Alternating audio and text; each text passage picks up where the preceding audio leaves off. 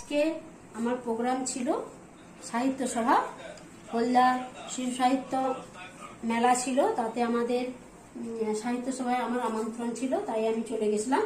তা আজকে মেয়ে রান্না করেছে, দেখুন এক কড়া মাংসের ঝোল করেছে, খুব সুন্দর সেন্ট বেরোচ্ছে, স্বাদেও নিশ্চয়ই খুব সুন্দর হবে। আর এদিকে আমাকে এটা ওই হলদা শিশু মেলা থেকে আমাকে লাঞ্চের জন্য এটা দিয়েছে বিরিয়ানি। তা আমি ওখানে খাই না, আমি প্যাকেট শুদ্ধই নিয়ে চলে এসেছি। তা এনে সবাই টেবিলে বসে সবাই খাওয়া দাওয়া হবে। আজকে আমাদের মাংসের ঝোল হয়েছে, তাই সবাই মোটামুটি বসে গেছি, খাওয়া দাওয়া হবে।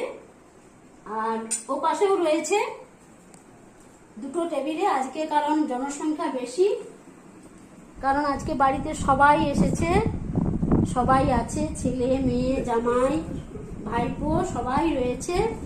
আর ওনার তস সামলাচ্ছে না, উনি খেয়েই নিচ্ছে, কারণ অনেকটা দেরি হয়ে গেছে, প্রায় 3টা বাজতে যায়।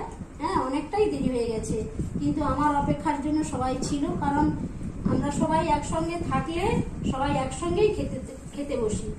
আর আজকে যেহেতু আমি নেই, আমার দেরি হয়েছে আসতে, তাই ওরা সবাই আমার জন্য অপেক্ষা করছিল, আর আমিও তাই তাড়াহুড়ো করে চলে এলাম।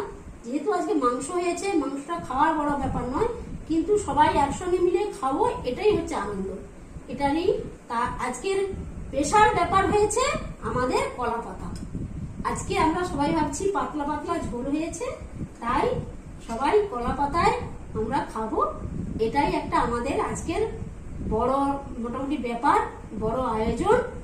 আজকের দুপুরের মেনুতে রয়েছে এই মাংসের ঝোল, এই পর্যন্ত।